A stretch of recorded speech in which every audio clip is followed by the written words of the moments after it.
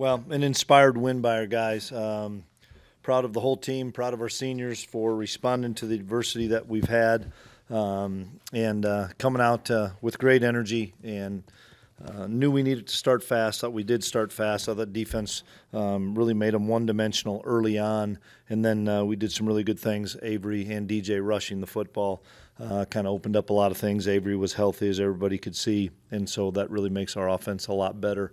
So just proud of the guys, man. We found a way to get a W, especially on senior day for the seniors. Coach, and we noticed that you had Connor Riley down on the field, Matt Wells down there, and LePack was up? LePack was up. Yeah. Okay. What were your thoughts behind that? Just to give some energy for the O-line. I thought that was going to be really important. We'd talked about it a couple weeks ago, and then this week it was my decision that you're coming down because I want your energy down there.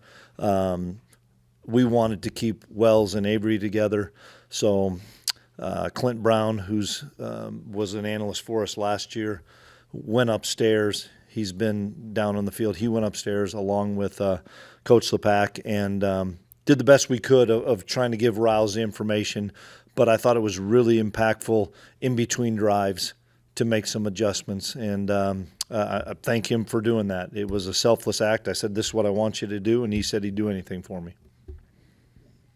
Is that what you're talking about when you said you wanted Avery to cut it loose?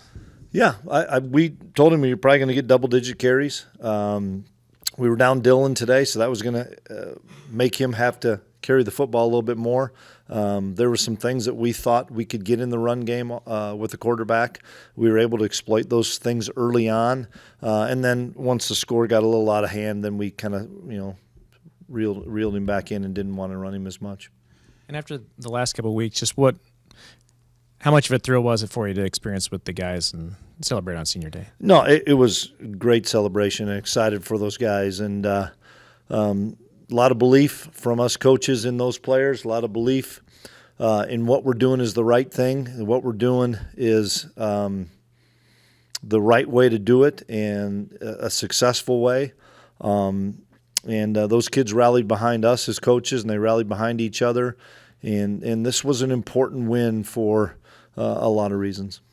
Reflect on your defensive effort. 3 of 12, Cincinnati was on third down and 0 of 5 of fourth down. Yeah, big time effort on fourth down, especially because there was a handful of those that were in critical situations, and those weren't 4th and 10, 4th and 12. Those were 4th and short to medium, and Joe brought a lot of pressure. And I like the quarterback. I think he's a good player, but we just kept bringing pressure at him and getting him off his spot and forcing some of those incompletions on fourth down. The huge key at the end of the first half to be able to get the interception and not get 3 out of it. I thought Avery made a big-time play of escaping after Mott had the big interception and finding Trey Spivey, and really proud of Trey Spivey the way he stepped up. Offense scored on over half their drives today.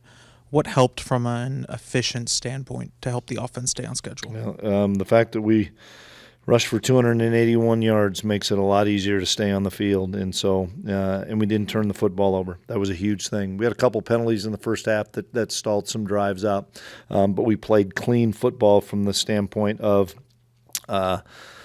wanting to not turn it over. And then we were 2 of 2 on fourth down, and a couple of those were big time plays.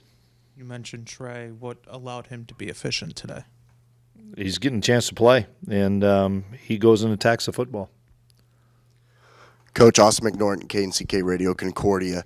You scored on the first drive of the game. How did that kind of create momentum, and how do you guys feel like you build off for that after the struggles on offense last week? Well, I thought it was important for us to start fast, and one of the things we were going to do was get Avery on the edge pretty quickly, and he was able to do that and make some big runs. And then, we were able to finish the drive with Avery rushing the football. So, we were able to rush the football. Things open up. Coach, I want to ask you about your seniors. I know you touched on it. Obviously, Brendan Mott had the interception, his first of his career. But, just what have these seniors meant to your program? There's first-year seniors, there's 6-year seniors, and everything in between. And those 6-year guys came in with us in 2019 and weathered the storm when a lot of people maybe would have bailed after that 20 season. They didn't. They've been the foundation for our program. They mean the world to me. I'd do anything for them. They've always had my back, and that is something that is so important. When you're going to have a player-led program, the relationship between the head coach and those kids is so important, and those guys got my back. The other thing I have for you, Coach, is, I mean, you talked about Avery with 10 carries tonight, but Joe Jackson, 10 carries as well. Where have you kind of seen him progress this year? Well, he's always a really good player, but you got Dylan and DJ back there, and we didn't have Dylan available, and so he was going to play some. And it's like Trey Spivey. You know, there's some other guys that maybe are older that are in front of you, but you're going to get an opportunity. When you get an opportunity, make the most of it. And Joe Jackson's a really good football player, and it excites me to know that we've got Joe Jackson for a while, and we've got Trey Spivey for a while, and those kids are impact guys. You called Trey Spivey a stud, and I'm curious if you can elaborate a little bit on that. Just what makes him special, and what's his potential? He's so physical, and he attacks the football, and he runs through arm tackles, and he's a violent kid when he catches it, and that he's got an attitude to him that's a lot of fun to watch. And what you guys see out there is the same way that kid practices, and that's what's special about that kid. He practices so hard because he wants to be great. We ask all the time, but DJ Giddens is on pace, I guess, for the most average yards per carry, and he just seems like he's really having a special year for you. Yeah, and he's been banged up, and I thought he was as healthy as he's been in the last 2 or 3 weeks, and it's great when he's healthy, Avery's healthy. It makes our offense a lot more difficult to stop. Part of the other kind of consequence of not having Dylan is not having him in the return game at all. Can you kind of talk about Bryce Nornberg and what he's done to kind of earn that spot? Yeah, scout team, it matters, and he's done a great job getting jet sweeps on scout team and running through the smoke and being the scout team kickoff returner. And I went to Cats on Tuesday or Wednesday after we had some developmental stuff, some young guys against young guys, and he took one and really ran hard. And I said, Cats, what about Bryce? He goes, I love Bryce. He'll stroke it up in there. Let's give him a shot. And with this redshirt rule, you can play the kids 4 games. That was just his first game. So excited for him. And then we've got a lot of confidence in Sterling back there on punts. Anything else?